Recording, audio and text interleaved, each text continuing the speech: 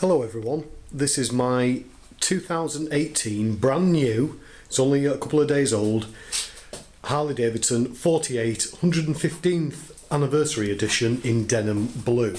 Sorry if it comes a little dark, I'm just in my garage here, but yeah, here it is, and let's see if we can see the number yet there, number 609 out of the 2400 that have been made.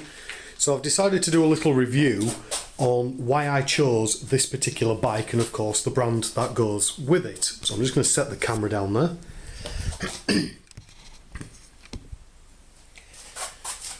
So yeah, it's obvious that I've ended up with a Harley Davidson 48, but I'm going to run through some of the other brands and models that I was considering. So I decided to get back on two wheels last summer, summer of 17, and it's now it's actually April 1st today, but this isn't April Fool's, 2018.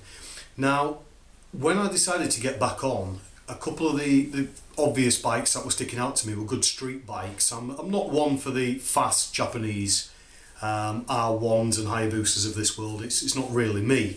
I'm more of the urban rider, a little bit of scenery, commuting to work, just taking it out for a good blast every now and then. And yeah, I really like the look of some of the street bikes. Now, when I ever thought about Harley before I even started to get back into biking, the only ones I knew were the absolute obvious ones, so the Fat Boy from Terminator 2 and the V-Rod. But I also knew that them bikes were very, very expensive, hence why I was going to go for a street bike. Now, some of the street bikes that I was considering are pretty much the obvious Joes. There's the Ducati Monster, even the Ducati Scrambler, which I really like, but don't pick me up if that's not a particular street bike, but whatever, you know, it's that naked urban rider. And same thing with like the Aprilia Shiver, I think it's called the 750, which again is a really, really nice bike.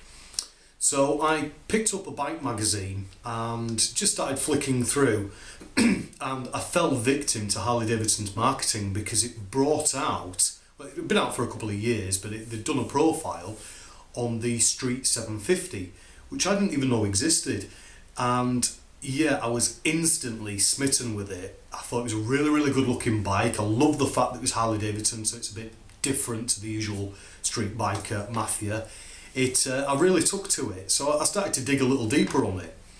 But then the rose tinted glasses came off, and it was a case of, it was made in India, which, not that I have a problem with anything getting made in India, but just on that note, I came from a motoring background in cars. So I've worked for BMW and Audi, and I know that they've got manufacturing plants all over the world. I think the Audi A8 once upon a time was like made in China, and there was others that were made in Brazil, etc, etc. But anyway, when it comes to Harley Davidson, a bit like buying a Camaro or Mustang, I just wanted that pure American heritage. Silly as it may sound, but that was just my own prerogative on the matter. So yeah, the Indian thing was a little bit of a disappointment. Now I know it's priced at a certain market, you know, target audience, i.e. the younger riders, which is one of the reasons why I took to it. Because I think when talking to a salesman, the average rider of a Harley is 57, and they're trying to bring it down to open the demographic more and presumably get a lot more sales. But yeah, the Street 750, it looks, you know, gorgeous, but like I say, when I found it was Indian, and then I was seeing the price, which was achievable, but then what was correlating with it was a lot of complaints, even on YouTube, of the actual build quality, which started to really turn me off it a little bit. And the final thing was when I went over to it to visit one, my local dealership, a friend was with me and I sat on it, and I got told I looked too big for the bike. Now I'm 6 foot, which is above average height, but I'm not exactly a basketball player either. You know, I'm not 6'6" or anything. I'm just 6 foot. So yeah, I'm not a mountain of a man. So to dwarf the bike straight away was a little off-putting. I didn't want to look daft on it. So and again, I know that's subjective, a matter of opinion, but it sort of turned me off straight away.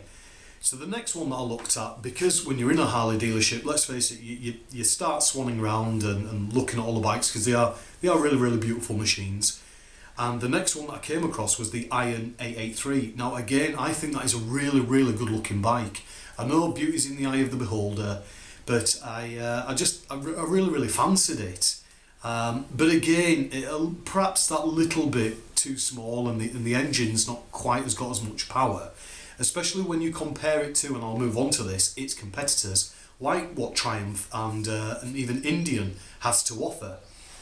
So yeah, I did a little bit of food for thought there, and I started then looking at the two competitors I've just mentioned.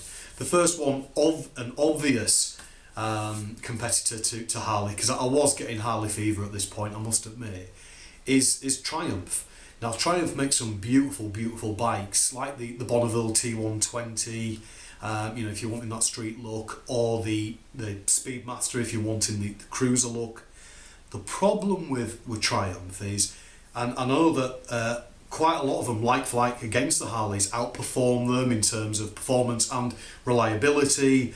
The cost, as near as damn it, I believe, are the same. And when I was watching reviews on YouTube, a lot of people were just preferring the Triumph models that were like for like.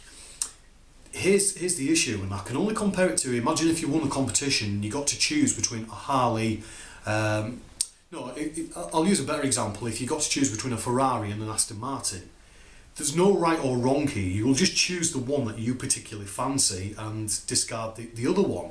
And that's all I can put it to with Triumph is, I know that they're great bikes, but for some reason I just didn't want it. That's the only way I could describe it, as in, like, I thought, wow, it's good looking, yes, it's better performance, yes, it's same price, etc. Just didn't do it. Couldn't put it to anything else other than that. Now, the other one that I've mentioned is Indian. Now, that is really good looking bike. And there's quite a lot of celebs out there who really plug the Indian brand. Richard Hammond in the UK is one of them, I believe. Mark Wahlberg over in the US, I saw an Indian bike in the film Daddy's Home and thought, wow, that's really good looking. And yeah, I started to go with the fact that it'd be good to get the underdog, something that's not recognised. I live in Leeds, and I've never ever seen one on the road, not that I can recall anyway. So I thought, brilliant, I'll test ride the Indian. Here was the problem. Indian isn't as quite as prevalent in the UK as what it perhaps is in the US. Well, of course it isn't, but because it's an American brand. But still, I live in Leeds, which is in the centre of Yorkshire, which is the biggest county in the UK. And we've got, don't quote me, something like 8 or 9 cities here, God knows how many towns and villages. So to my own astonishment, with that much metropolitan around me, there isn't a single Indian dealership here. I looked at Leeds, Bradford, Wakefield, Doncaster, Sheffield, Rotherham, Hull, Harrogate, York, Huddersfield, Halifax, you get me. There isn't one. The closest I could find was over 70, 80 miles away, something like that, in either Wigan or Nottingham. And the first thing I thought of is, well, if I have to travel that far to test ride it, I'm going to have to do the same again if there's a warranty issue or if the bike needs servicing or something like that. So I think if there's any franchisees watching this, somebody could be missing a trick by not having an Indian dealership in Yorkshire. If I had the money, I'd certainly set one up, because again, I think they're really beautiful bikes. So that circled me back round to the Harley. So I went to visit a couple of Harley Davidsons, and again I started looking at the 48 and the Iron 883, and I just wanted maybe 1200. I didn't quite want the baby engines in mine, even though this is technically my first big bike. So I was looking at the 48, but again, what attracted me to Indians and things like that was the statement of the whole underdog. I did like that. I didn't want to be overly stated, and I know that Harleys make a scene wherever they go and they're instantly recognisable, but there's something about having the underdog which I kind of like. But then I noticed that they brought out the 115th limited edition across several different models, and the 48 was one of them. And I thought, right, there's a challenge now to see if you can get hold of one, because whilst there's plenty of other Harleys out there, thousands, it's the biggest motorcycle club in the world, not many will have that kind of model. And I know people spec them up to look how they are, and that there's billions of unique bikes out there, but yeah, I set myself the challenge of trying to find the limited edition one, and I found one at Preston Harley. They're called Boca in Preston, and they'd kind of sold it at a price that I couldn't refuse. Maybe it was a winter deal, because I found it in February, and as soon as I saw it and saw what price they were asking for it, I just put a deposit down there and then over the phone without even seeing the bike. And yes, I've bought it and I don't regret it for a second. Now, I've only just got the bike, so my review is going to be pretty quick on this one because any issues may take a little time to manifest, but the bike so far, touch wood, has been a pleasure to ride. It shakes like there's no tomorrow. It's not particularly great on fuel. It is loud even on stock pipes. It's pretty quick. I disregard any comments about it being slow. It's pretty quick off the mark. Even in standard stock form, even though I planned the stage 1 it, but that's perhaps after a year's worth of riding because my insurance is quite high as it is with me technically having no experience. But so far I'm really impressed with it. It is comfortable.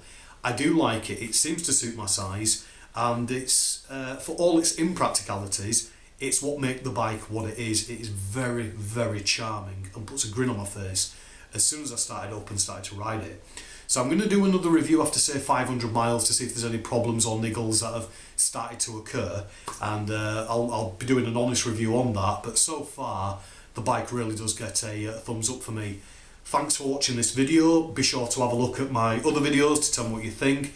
There's one of a Harley Davidson in white, a 48 again, with a stage 1, and that was the bike I actually test rode when I was at Preston before I bought this one, and that thing really was quick and sounded absolutely immense. But yeah, check out my other videos, and thanks for watching this one.